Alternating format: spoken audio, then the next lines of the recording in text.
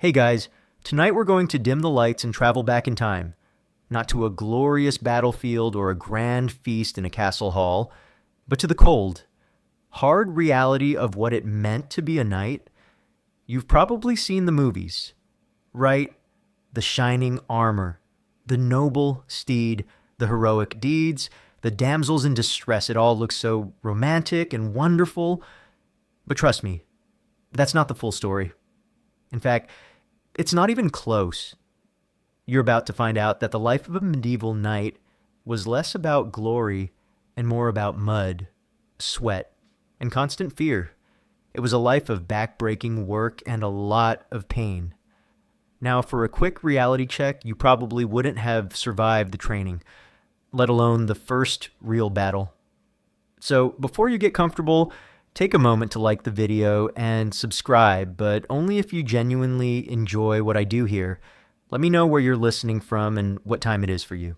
Now, dim the lights, maybe turn on a fan for that soft background hum, and let's ease into tonight's journey together. You're a young boy, maybe 7 or 8 years old, with dreams of glory dancing in your head. You've heard the songs and the stories of brave knights, of epic quests and noble victories. You've seen the local lord, Sir Reginald, ride through your village on his magnificent war horse, his armor gleaming in the sun, and you've thought to yourself, that is what I want to be. You've imagined yourself in that shining armor, your sword flashing in the sun as you vanquish evil and win the hearts of all who see you. You're the son of a minor noble, and your family has just enough money and influence to send you to a lord's castle to begin your training. This is a common historical reality. Knighthood was not for everyone, and it came with a significant cost. Your father has paid a considerable sum to place you as a page in the household of a powerful lord, a man named Baron Alarix. He tells you to be strong, to be brave, and to make the family proud. You promise him you will, your heart swelling with a naive and childish sense of purpose. Your first day at the castle is a brutal slap of reality. The castle isn't the clean, romantic place you've imagined. It's a bustling, noisy, and frankly, smelly place. The air is thick with the scent of unwashed bodies, stale ale, and the ever-present odor of farm animals and their waste. The floors are covered in rushes, a kind of straw that's used to absorb spills and dirt, and they are teeming with fleas and other vermin. The Great Hall, where you were told you would learn the ways of chivalry, is a chaotic mess of servants, guards, and other pages, all scurrying around to complete their tasks. You are immediately put to work, not with a sword, but with a broom. Your first task is to sweep the rushes, a dusty, unpleasant job that leaves your lungs burning and your clothes covered in grime. This is your new life. You are a page, the lowest rung on the ladder of knighthood, and your life is one of endless servitude. You are a glorified servant, and your duties are far from glorious. You run messages for the Lord.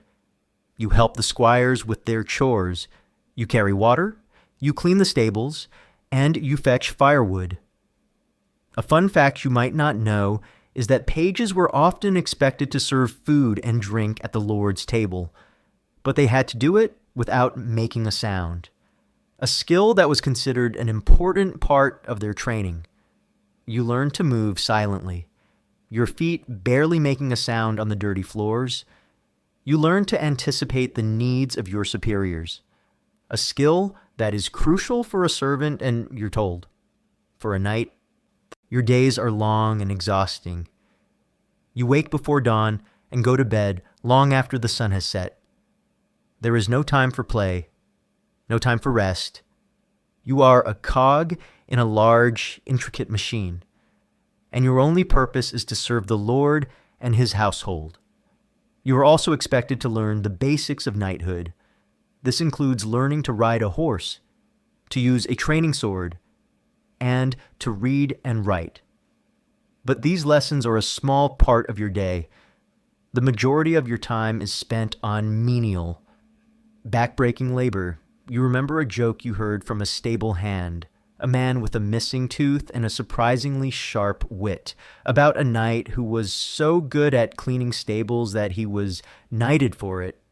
You laugh. But you also feel a pang of sadness. You're starting to suspect that your path to knighthood will be less about heroic deeds and more about a lifetime of hard work. The Lord, Baron Alaric, is a stern, distant man. He rarely speaks to you, and when he does, it is always in order. You are a piece of property to him, a means to an end. You watch him at dinner, sitting at the high table with his family, laughing and telling stories. You are a silent spectator, a ghost in his own hall. This is a crucial historical reality. The relationship between a lord and his pages was not always a warm one. A lot of the time, the page was simply a servant, and his lord was his master, not his mentor. This lack of personal connection makes the life of a page even more difficult and lonely. You learn to be a master of observation. You watch the squires, the older boys who are a step above you. They are the ones who are learning to use real weapons, who are training for battle. They seem to have it a little better than you, but you can see the same weariness in their eyes, the same exhaustion in their movements. Their lives are also a series of endless chores and brutal training. You watch them practice with their swords, their heavy armor making every movement a difficult, painful struggle. You think back to your dreams of glory, and they begin to feel a little hollow, a little less real. You're starting to see that knighthood isn't a fairy tale. It's a job, a hard, brutal, and thankless job. Your life as a page is a relentless cycle of hard labor. But after a few years, you are deemed ready to move up. You are now a squire. The promotion, however, isn't a reward. It's just a new, more demanding phase of your servitude. Your old dreams of glorious knighthood have been replaced by a grim determination to survive. The scent of hay and manure in the stables is a familiar perfume, and the ache in your muscles is a constant companion. You are now assigned to a specific knight. Sir Anselm, a grizzled veteran with a scarred face and a perpetually weary look in his eyes. He is your new master, and your life is now his to command. Your duties as a squire are more focused on the needs of your knight, but they are no less menial or backbreaking. You become Sir Anselm's personal servant, and your days are filled with a new set of chores. You have to polish his armor, an endless, monotonous task that leaves your hands covered in soot and rust. The links of his chainmail, a popular historical fact you might know, needed to be individually oiled to prevent them from rusting. A task that could take hours. You have to sharpen his swords, an art that requires a steady hand and a keen eye. One slip and you could lose a finger, a grim reminder of the very real dangers that surround you. You also have to care for his horse, a massive, powerful war horse that is worth more than a dozen of your family's farms. You feed it, groom it, and clean its stable, all while trying not to get kicked or bitten. But the most intimate and, frankly, the most unpleasant of your duties is helping Sir Anselm get dressed. A medieval knight's armor was not something he could simply put on by himself. It was a complex, multi-layered system of protection that required a squire's assistance. You help him into his padded gambeson, a thick, quilted jacket that was meant to absorb the shock of a blow. It's heavy and hot, and the smell of Sir Anselm's stale sweat clings to it. Then comes the chainmail, a heavy, suffocating garment that you have to lift and strap onto his body. Finally, You have to help him into his plate armor, a puzzle of interlocking metal plates that have to be carefully buckled and strapped into place. The whole process is a slow, methodical struggle, and you have to be careful not to pinch his skin or buckle a plate too tightly. A fun fact you might not know is that the entire process of suiting up could take as long as 30 minutes, and the squire had to be quick and efficient, or he'd face his knight's wrath. The training is also more brutal now. You're no longer just practicing with a wooden sword. You are now learning to fight with real weapons, to ride into a mock battle on a war horse, and to use a lance. The training is painful and dangerous. You get bruised, battered, and cut. Sir Anselm is a harsh teacher, and he believes that the only way to prepare for the reality of war is to train in a way that is as close to it as possible.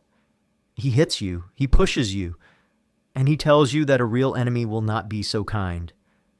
You learn to fight not just with your sword, but with your entire body, to use your weight and your momentum to gain an advantage.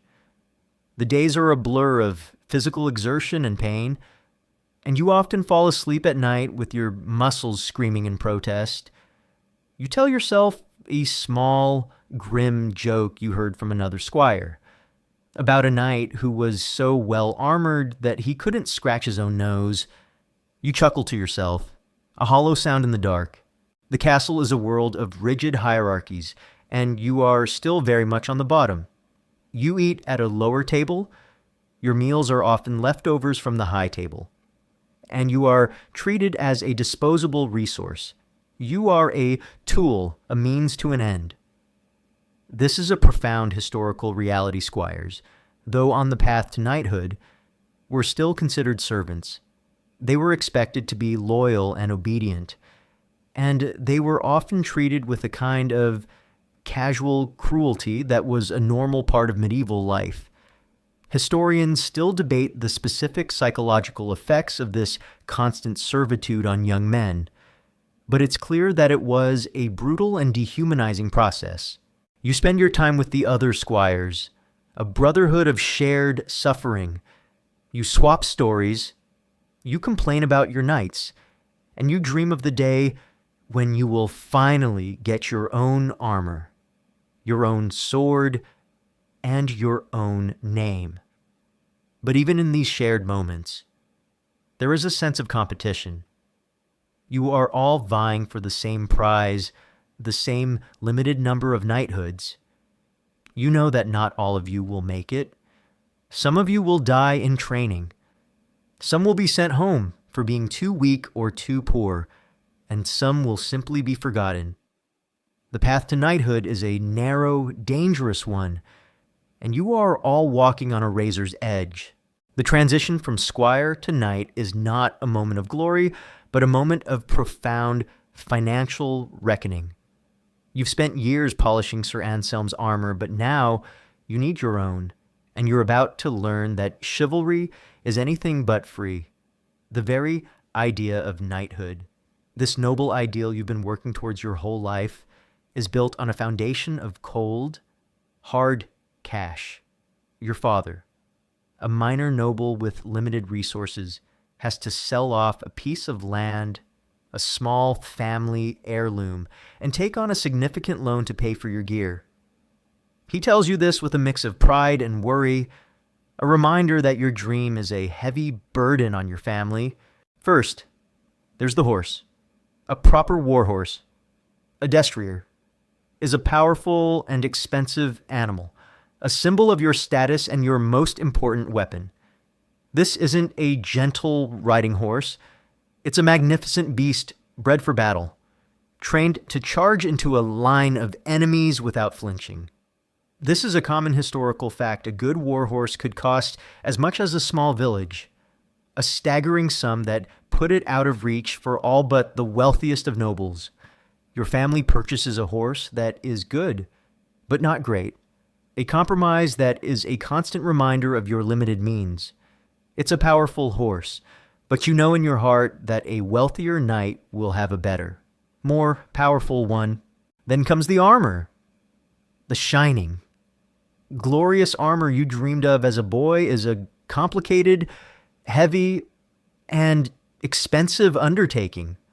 A full suit of plate armor, the kind that became popular in the later Middle Ages, was a masterpiece of metalworking that required a skilled armorer, a man who was as much an artist as he was a blacksmith. Each piece had to be painstakingly forged and fitted to your body. It's a long, laborious process that costs a fortune. Your armor, a simple and sturdy set of plate mail, is a compromise. It's not as ornate or as well made as a wealthy knight's, but it will do. It's a shield. But it's also a constant, heavy reminder of your family's sacrifice. Historians still debate the average cost of a full suit of armor, but it's clear that it was an astronomical sum that put knighthood out of reach for all but the elite. But the expense doesn't stop there. You need weapons, a good sword, a lance, a shield. These are not cheap tools. They are expertly crafted weapons that could take months to forge and temper. You also need a squire of your own, a young boy, just like you once were, to help you with your gear and your horse. He too will be a financial burden, but he is a necessary one. You also need a servant to help with the day-to-day tasks of a knight's life. The economic reality of knighthood is a constant, gnawing worry that your childhood dreams of glory never prepared you for. You're finally knighted in a simple ceremony in the Lord's chapel. It's a quiet affair, not the grand spectacle you imagined. You kneel before Baron Alaric, and he taps you on the shoulder with a sword. A simple, understated gesture that makes it official. There's no great feast, no celebration. You are a knight now, but you are a poor one, and you know that your new title comes with a heavy price tag. This is a profound historical reality. The romantic image of knighthood, with its tournaments and its grand ceremonies, was often a luxury that only the wealthiest of knights could afford. For a lot of knights, the ceremony was a quick, practical affair, a means to an end. The days after your knighting are not filled with glory or adventure, but with a new kind of anxiety. You are a landowner now, but your land is small and not very productive. You have to manage your finances, collect rents, and ensure that your family can survive. You are no longer just a warrior. You are a land manager, a local lord, and a businessman, a reality that is far from the romantic image you once held. You find yourself dealing with angry peasants, with bad harvests, and with the constant threat of a lawsuit from a neighboring lord. This is the reality of your new life, a mix of mundane duties and a constant low-level anxiety. A fun fact you might not know is that many knights supplemented their income with tournaments, not for the glory, but for the prize money and the chance to capture and ransom other, wealthier knights. You are a knight, but you are a poor one, and your life is a constant struggle to make ends meet. You are a part of a brutal, unforgiving system, and you are always one bad harvest or one lost battle away from financial ruin. You remember a joke you heard from a squire, a bitter, cynical joke about a knight who was so poor that he had to sell his horse to buy a sword, and then he had to sell his sword to buy a horse. You laugh, but you know that the joke is a little too close to the truth. Your dreams of glory are a distant memory, replaced by the grim reality of your new life, a life of constant worry, of a financial struggle, and of the profound realization that knighthood is not a dream, but a burden. You are now a knight. The ceremony is over. The congratulations have been given. And the reality of your new status is beginning to sink in. Your armor, a simple and sturdy suit of plate mail, hangs on a stand in your small home. It's not the shining, glorious symbol of chivalry you once dreamed of. It's a heavy, uncomfortable, and frankly, terrifyingly impractical tool of your trade. The romance of the steel is gone. replaced by the grim reality of its weight and its limitations, the first time you put it on, it feels like a heavy blanket of iron, a suffocating embrace of cold metal that restricts your movement and your breath. The process of donning your armor is an ordeal. You have a squire of your own now, a young boy with the same wide, innocent eyes you once had. He helps you with the gambeson, the thick, padded jacket that goes on first. It's a sweat-soaked garment that offers little in the way of comfort. Then comes the chainmail, a heavy, suffocating layer of interlocking rings that chafes your skin and adds a significant amount of weight. Finally, he begins to strap on the plates, the greaves for your legs, the cuisses for your thighs, the cuirass for your chest, and the pauldrons for your shoulders. Each piece is a new burden, a new layer of metal that restricts your movement and your senses. This is a common historical fact. A full suit of plate armor could weigh anywhere from 45 to 60 pounds, a staggering amount of weight to carry into battle. A fun fact you might not know is that the weight of the armor was distributed across the entire body, not just the shoulders, which made it surprisingly manageable, but still incredibly exhausting. Once the armor is on, you feel a new kind of terror. The world outside your steel shell is muted, a muffled landscape of sound and sight. The visor of your helmet, with its narrow slits for eyes, gives you a limited, tunnel-like vision. The world is reduced to a small, dangerous frame. The clank and grind of the metal with every movement is a constant, deafening soundtrack. It's hard to hear, hard to see, and hard to breathe. The armor, far from making you feel invincible, makes you feel vulnerable. You are a slow, clunky target. And you know that in a real fight, a lighter, more nimble opponent could exploit your weaknesses. The heat is the worst part. The sun, beating down on your metal shell, turns your armor into a walking oven. You begin to sweat almost immediately, and the padded layers beneath your armor become soaked with perspiration. The smell of stale sweat and hot metal is a constant, nauseating presence. You can't scratch an itch. You can't wipe the sweat from your brow, and you can't even get a decent drink of water without a squire's assistance. This is the reality of being a knight, a life of constant discomfort and physical endurance. Historians still debate the specific heat-related illnesses that were common among knights, but it's clear that heat stroke and dehydration were a real and present danger on the battlefield.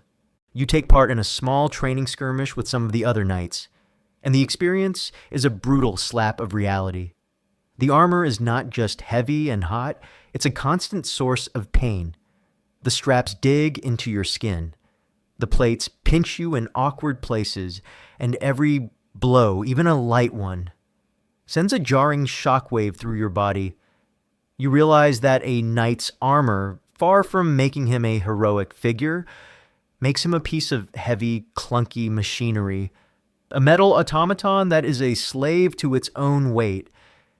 You remember a joke you heard from a veteran knight, a man with a crooked nose and a permanent limp, about a knight who was so clumsy in his armor that he once fell and couldn't get up. You're starting to see the humor in it now, a dark, cynical humor that is a small shield against the fear. The chivalrous ideal of the shining knight is a lie. The reality is a life of constant physical discomfort and a terrifying vulnerability. You realize that the armor, the very symbol of your knighthood, is a tool of war, a brutal, unforgiving piece of equipment that is designed for one purpose and one purpose only, to kill and to survive. It's not beautiful, it's not glorious, and it's not a source of pride.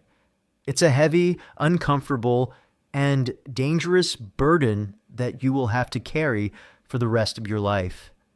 The dream of knighthood, of a life of honor and glory, has been replaced by the grim reality of a life of constant discomfort and a terrifyingly real vulnerability. The day you've been dreading finally arrives. Your lord, Baron Alaric, has summoned his bannermen, and you are called to join his host for a minor territorial dispute with a neighboring noble.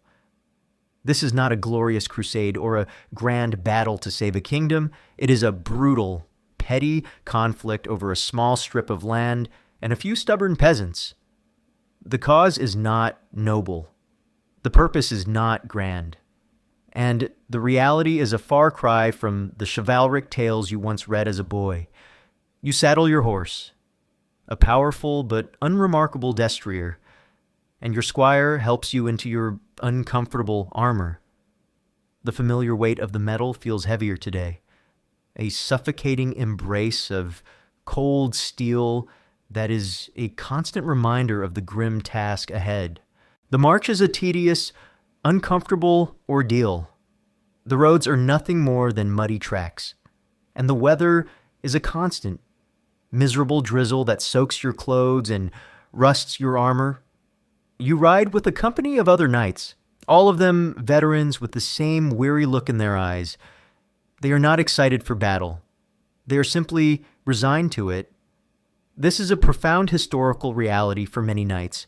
Warfare was not a glorious adventure, but a grim, brutal part of their job. You spend your days in a constant state of fatigue and discomfort, your body aching from the weight of your armor and the relentless rain. You miss the quiet solitude of your home, the simple comfort of a dry bed and a warm fire. You remember a joke you heard from a veteran knight, a man with a missing finger, about a knight who was so excited for battle that he forgot to put his pants on. You let out a small, tired chuckle, a hollow sound in the cold, wet air. When you finally arrive at the battlefield, it's not the grand, open field you imagined. It's a muddy, rutted patch of land that has been churned into a swamp by the hooves of 1,000 horses. The air is thick with the scent of wet leather, nervous sweat, and a low, foreboding tension. You can see the enemy host on the other side of the field, a small, unremarkable group of knights and foot soldiers, their banners flapping in the wind. They are not the monstrous villains of your imagination. They are just men. Men with the same weary looks and the same uncomfortable armor you have. This is a common historical fact. Many medieval battles were not massive. Epic clashes but small. Localized skirmishes between minor lords. The battle begins not with a glorious charge, but with a series of slow, plodding maneuvers. The mud makes it impossible to gain any momentum, and the battle quickly devolves into a brutal, chaotic melee. The sounds of battle are not the heroic roars of a song. They are the sickening thud of a mace on a shield, the sharp crack of bone, and the terrified screams of men and horses. The fight is not a graceful dance of swords. It's a brutal, desperate struggle for survival. You swing your sword, a heavy, unwieldy piece of iron, and you feel the jarring shock of it connecting with a shield. The fight is a blur of mud, blood, and chaos, and you realize that your training has done little to prepare you for the brutal, disorganized reality of it all. You are a small, insignificant piece in a grand, chaotic puzzle, and your only goal is to survive. You feel a blow to your helmet, a jarring shock that makes your ears ring. You stumble, and for a moment, you are lost in a swirling maelstrom of mud and violence. You see a man on the ground, his face a mask of terror, and you realize with a sickening jolt that he is one of your own foot soldiers. His leg is twisted at an unnatural angle, and he is trying to crawl away from the carnage. A futile, pathetic effort. This is the reality of battle, a gruesome, unchivalrous display of human suffering. A fun fact you might not know is that many medieval battles were not won by heroic individual duels, but by the sheer weight of numbers and the brutality of the infantry. Knights were often a small part of a much larger, more brutal force. The battle is a short, brutal affair. It ends not with a grand surrender, but with a slow, grinding realization that the other side has lost. The enemy knights, battered and bruised, are captured, their armor stripped from them, and their horses taken as spoils of war. Their foot soldiers, the peasants who were forced into the conflict, are left to their own devices to crawl away and lick their wounds. The battlefield, once a quiet field of mud, is now a gruesome landscape of dead men, dead horses, and broken dreams. This is the reality of chivalry, a brutal, unromantic business that leaves no room for honor or glory. You are a survivor, but you are also a witness to a horror you will never forget. The knight who left for battle was a man of naive hope. The man who returns is a weary veteran, a man with a new kind of fear and a new kind of understanding of the true cost of war. You have survived your first battle, but the war is far from over. The real struggle is just beginning. You and your fellow knights are now tasked with the siege of a small, insignificant castle, the stronghold of the opposing lord. This is not the romantic, heroic siege you've read about in stories. It is a long, tedious, and frankly, disgusting affair. You spend your days in a muddy, makeshift camp, the air thick with the smell of unwashed bodies, stale food, and the ever-present stench of human waste. You are a knight, but you are living the life of a common soldier, and the romantic ideals of chivalry have long since been washed away by the brutal reality of your situation. The siege is a battle of attrition, a long, drawn-out struggle of boredom and misery. You take part in small, meaningless skirmishes, a series of failed attempts to storm the castle walls. You spend your nights on guard duty, your armor cold and damp, your body aching from the constant cold and discomfort. The castle walls, once a symbol of a noble family's power, are now just a cold, impassable barrier, a constant, frustrating reminder of your lack of progress. This is a common historical fact. Many medieval sieges were not about glorious attacks, but about a slow, grinding war of attrition, where disease and starvation were often more effective weapons than swords and trebuchets. The real enemy, you soon discover, is not the lord in the castle, but disease, the unsanitary conditions of the camp, the lack of clean water, and the constant exposure to the elements take a heavy toll on your host. You see men falling ill with a variety of ailments, a constant, silent plague that is more terrifying than any army. A fun fact you might not know is that medieval armies often lost more men to disease than to battle wounds, and a lack of sanitation was a major contributing factor. You see a man with a hacking cough, his face pale and clammy, and you instinctively keep your distance, a silent prayer on your lips. The threat of illness is an invisible, insidious danger, a constant, gnawing fear that you can never truly escape. You also have to deal with the constant threat of injury. Even a minor wound in this environment could be a death sentence. A small cut could become infected. A broken bone could lead to a slow, agonizing death. You see a man with a festering wound on his arm, a gruesome, pus-filled gash that he got in a skirmish. There are no doctors, no clean bandages, and no medicine. His only hope is that his body is strong enough to fight off the infection. A slim hope at best. This is the grim reality of medieval warfare. A world where a minor injury could lead to a major catastrophe. Historians still debate the specific methods of medical care used in these sieges, but it's clear that it was a brutal, unsanitary, and often ineffective process. You spend your days in a constant state of anxiety, your mind a blur of fatigue and fear. You miss the simple, quiet comfort of your home, the smell of your own hearth, the sound of your family's voices. You remember a joke you heard from a squire, a dark, cynical joke about a knight who was so sick of siege warfare that he tried to surrender to the enemy and asked them to please just kill him quickly. You let out a small, tired chuckle, a hollow, bitter sound that is a testament to your own despair. The siege eventually ends not with a glorious storming of the walls, but with a quiet, anticlimactic surrender. The lord in the castle, his food and water supplies dwindling, finally surrenders, his face a mask of defeat. The castle is taken, and your lord, Baron Alaric, is victorious. But there is no grand celebration, no parade of triumph. There is only a grim, weary sense of relief.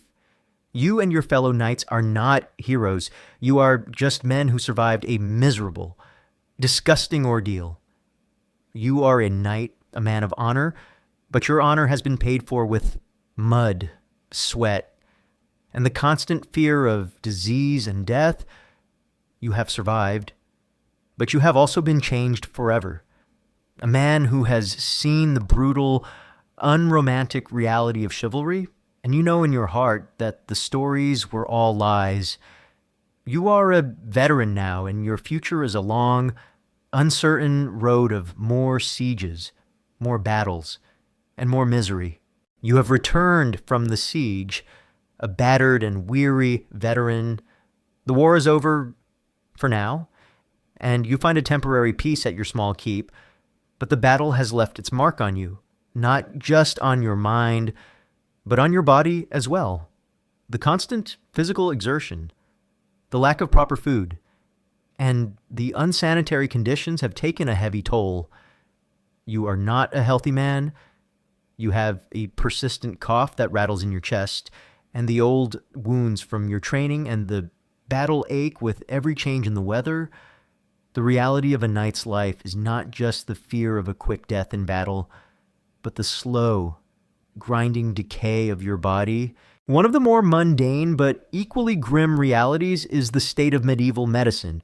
There are no doctors in the modern sense, just barbers and wise women with a limited understanding of how the body works.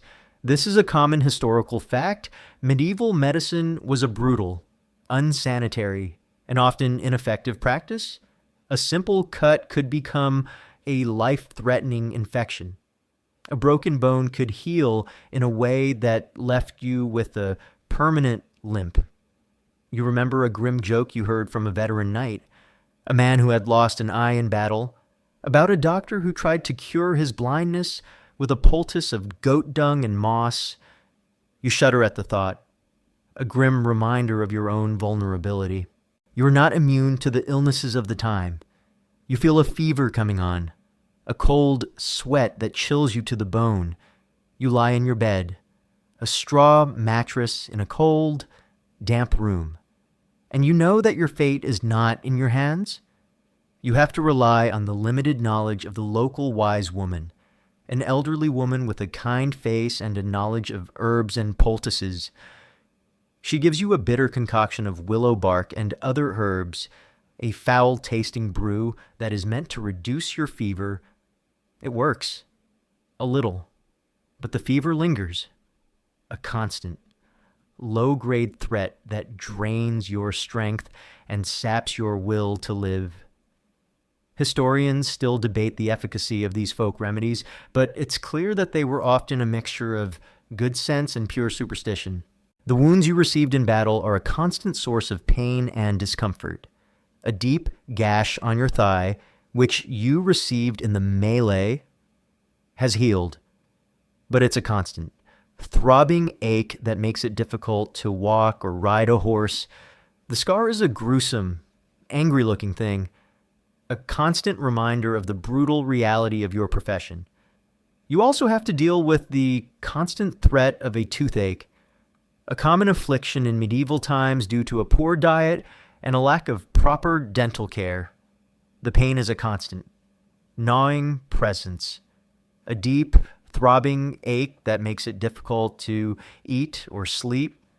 There are no dentists, no painkillers, and your only option is to suffer in silence, or, if it gets bad enough, to have the tooth pulled by the local blacksmith, a brutal and agonizing process that often resulted in more problems than it solved. Your life is a constant battle against your own body, the years of hard labor, the constant training, and the rigors of battle have left you with a variety of chronic ailments. You have a bad back from carrying your heavy armor, your knees ache from years of riding, and your hands are calloused and stiff from wielding a sword. You are in your prime, but you feel like an old man. A man who has lived a lifetime of pain and suffering. A fun fact you might not know is that the life expectancy for a medieval knight was surprisingly low. Not just because of the dangers of battle, but because of the constant physical strain and the lack of proper medical care.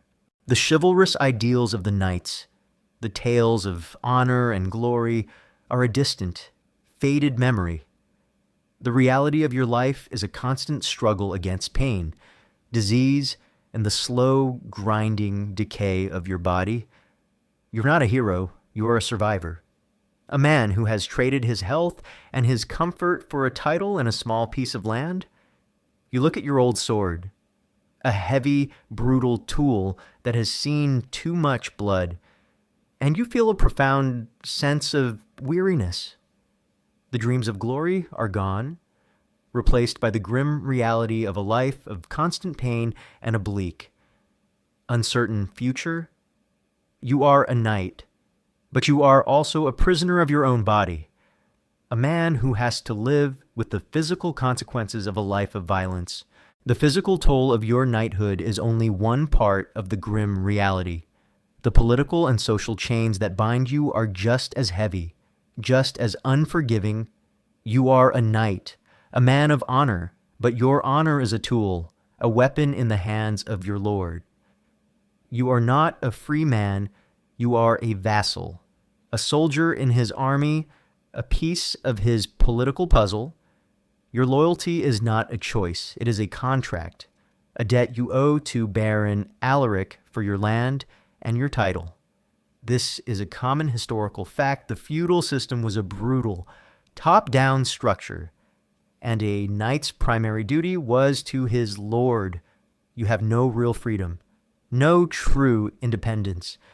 You are a pawn in a game played by kings and lords, a disposable piece that can be sacrificed at a moment's notice. Your days are no longer your own.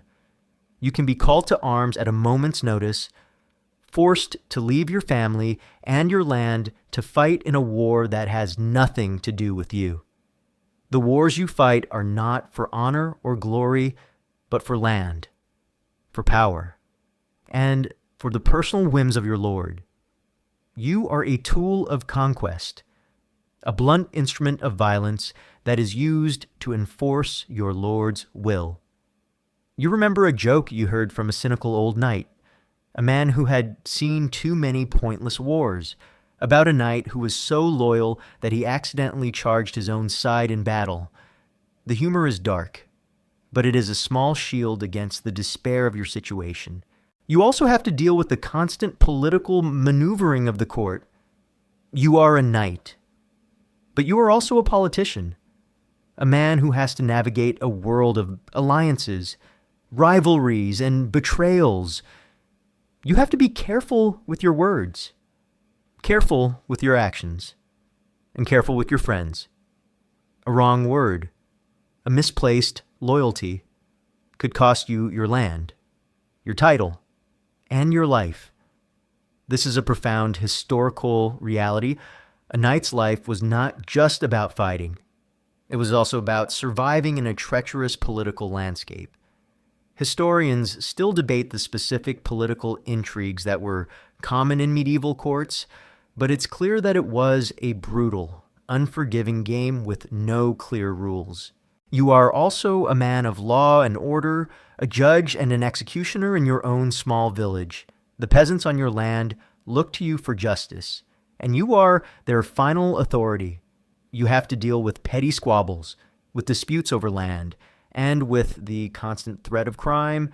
You are a knight, a man who is supposed to be a symbol of chivalry and justice, but you are also a man who has to make brutal, difficult decisions. You have to punish criminals, a task that often involves a whip, a gallows, and a heavy heart. You are a man of violence, and your violence is not just for the battlefield, it is for your own people, for the very people you are supposed to protect.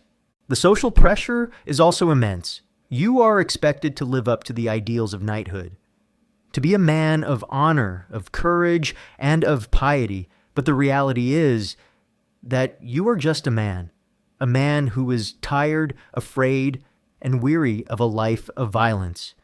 You are a husband, a father, and a landowner, and you are constantly torn between your duty to your lord and your duty to your family. The ideals of chivalry, the tales of honor and glory are a heavy burden, a constant reminder of the person you are supposed to be and the person you are. A fun fact you might not know is that many knights struggled with this disconnect between the idealized version of knighthood and the grim reality of their lives. Your life is a constant, unending struggle. You are a knight, a man of power and privilege, but your power is an illusion. Your privilege is a cage. You are a soldier, a politician, and a judge, a man who is constantly at the mercy of forces far greater than yourself. You are a pawn, a tool, a man who is constantly torn between his duty and his desire for a simple, peaceful life. The freedom you once dreamed of is a distant, faded memory, replaced by the grim reality of a life of servitude, of political intrigue, and of the constant, unending fear of your own lord. You are a knight, but you are also a slave, a man who is a prisoner of his own title, a man who has to live with the heavy, unyielding chains of the feudal system. The years pass, and with them, the illusion of a knight's glorious future slowly fades into a bleak and uncertain reality. You've survived battles and sieges, navigated political intrigues, and endured countless physical ailments, but the constant grind of your life leaves you with a profound sense of weariness. The dreams of everlasting fame and riches have long since dissolved, replaced by the grim understanding that your life, as a knight, is a precarious existence, always teetering on the edge of oblivion. You are a man constantly aware that your end could come at any moment in any pointless skirmish. You see it in the eyes of your fellow knights, the unspoken understanding that each conflict could be their last. A common historical reality that often goes unacknowledged is the immense psychological burden of this constant proximity to death. Every time you ride out to skirmish or march to a new siege, you know that this might be the last time you see your family, your home. There are no retirement plans for knights, no comfortable pensions. Your future is dictated by the whims of your lord and the unpredictable nature of medieval warfare. You remember a grim joke you heard from a very old, very cynical knight, a man who had seen too many friends fall, about a knight who was so certain of his demise that he started digging his own grave before every battle. You offer a hollow chuckle, knowing the bitter truth it conveys. The very concept of a knight's purpose often feels lost in the chaos. You aren't fighting for grand ideals. You're often fighting for a few extra acres of muddy land, a disputed border, or simply to satisfy the pride of your lord. The chivalric code, which once seemed so clear and noble, now feels like a convenient excuse for endless violence. Historians still debate the true impact of chivalric ideals on the actual conduct of warfare. But it's clear that the practicalities of survival often overshadowed any high-minded notions of honor. You've seen enough treachery, enough petty cruelty, and enough senseless bloodshed to understand that honor rarely wins battles. Cunning and brute force do. You witness other knights, once proud and strong, succumb to various fates. Some are simply killed in battle, their bodies left on the field for scavengers. Others are captured and held for ransom, only to return home impoverished and broken, their families ruined by the cost of their freedom. You've seen knights suffer debilitating injuries that leave them crippled and unable to fight, condemning them to a life of dependence and destitution. A fun fact you might not know is that for many knights, the fear of capture and ransom was almost as great as the fear of death, as it could mean the financial ruin of their entire family. This was a brutal twist of fate for those who often live close to the edge economically. The constant threat wears on your mind. You start to sleep fitfully, haunted by the screams of battle and the faces of the fallen. You find yourself becoming more withdrawn, less eager to engage in the petty squabbles of the court. The world seems to sharpen. Every rustle of leaves, every distant dog bark, a potential warning. You are perpetually on edge. A warrior without a moment of true peace, this pervasive anxiety is a silent killer, slowly eroding your spirit. You see young boys, pages and squires, training in the castle courtyard, their eyes bright with the same naive dreams you once had. You watch them practice with their wooden swords, full of youthful vigor and ignorance of the true cost of their ambition. You feel a pang of sadness for them, knowing the harsh reality that awaits them.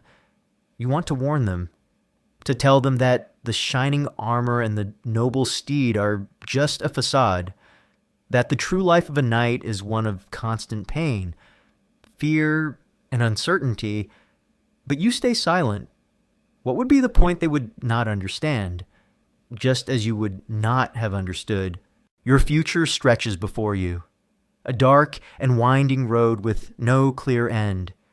You might die heroically in battle, or you might perish from a festering wound, or perhaps simply from a persistent cough contracted during a long, miserable campaign. You might outlive your lord, leaving you without patronage, forced to scrabble for new service, or face the ignominy of being a landless knight. The thought of growing old, broken and forgotten, is a chilling prospect. This is the grim truth of the medieval knight's existence, a life lived in constant shadow, with little hope of a peaceful or dignified end. The dreams of glory are long gone, replaced by the stark reality of survival. And the lingering question of how much longer you can endure. The years have passed with a brutal, relentless speed. Your hair, once a vibrant brown, is now streaked with gray, and the lines on your face tell a story of hardship, pain, and endless worry. You are an old man now, a veteran of countless battles and sieges, and your body is a testament to the brutal life you have led. Your back is hunched, your knees ache with every step, and your hands, once so strong and agile, are now gnarled and stiff with arthritis. The cold of the winter seeps into your bones, and the warmth of the hearth, a comfort you once took for granted, is now a precious, life-giving thing. You sit in your small, quiet keep, a fortress against the world, and you look back at the long, winding road you have traveled. You remember the boy you once were, a naive, innocent child with dreams of glory and honor. You laugh a tired, humorless laugh at the memory, the ideals of knighthood. The shining armor and the heroic deeds were a lie. The reality was mud, sweat, blood, and a constant, gnawing fear. You remember a joke you heard from a very old, very wise knight, a man who had seen too much and was too old to lie, About a knight who was so obsessed with honor that he died in a mud puddle. You chuckle softly, a sound that is more of a wheeze than a laugh. You know that honor is a myth, a story that is told to young boys to convince them to sacrifice their lives for the whims of old men. The people you once knew, the squires and the knights, are mostly gone now. They have died in battle, from disease or from the slow, grinding decay of old age. You are one of the last ones, a relic of a bygone era, a living ghost in a world that is slowly forgetting what it means to be a knight. You sit alone, your family gone, your children grown and moved away. The keep is silent now, a quiet, empty place that's a constant reminder of the life you have lived and the people you have lost. You look at your old sword, a heavy, brutal tool that hangs on the wall, and you feel a profound sense of weariness. The sword, a symbol of your knighthood, is also a symbol of your suffering, a silent testament to the countless lives you have taken and the countless battles you have fought. Your life, a long, brutal journey of hardship and pain, is finally coming to an end. You have outlived your lord, Baron Alaric, and you are no longer bound by the chains of the feudal system. You are a free man, a man who can finally choose his own path. But you are also an old man, a man who is too tired to travel, too weak to fight, and too broken to dream. You have traded your youth, your health, and your peace of mind for a title and a small piece of land. And you know in your heart that the trade was not worth it. The romantic tales of knighthood, the stories of honor and glory, are just that, stories.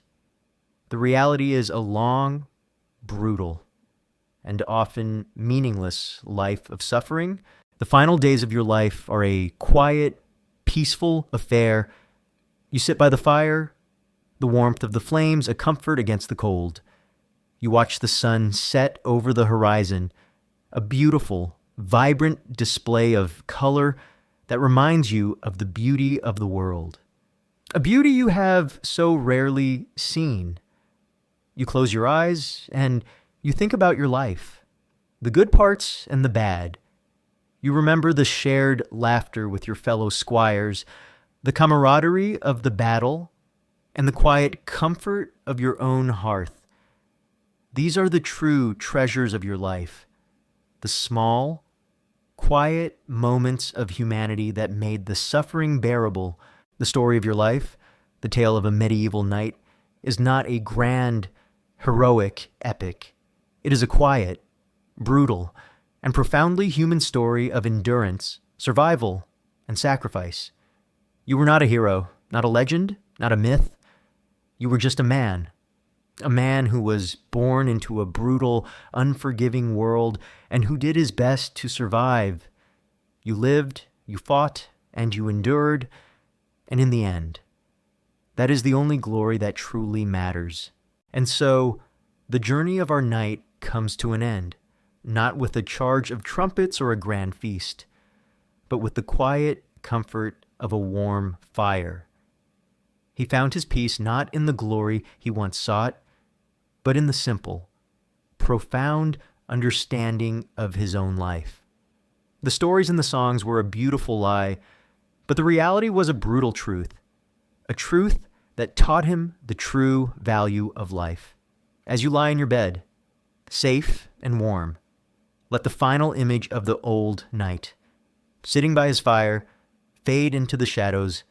Let the sounds of his world, the clank of armor and the battle cries, soften into a gentle hum.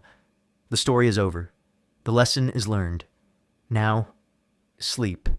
Sleep and be grateful for the quiet comfort of your own life. And now, good night, and have sweet dreams.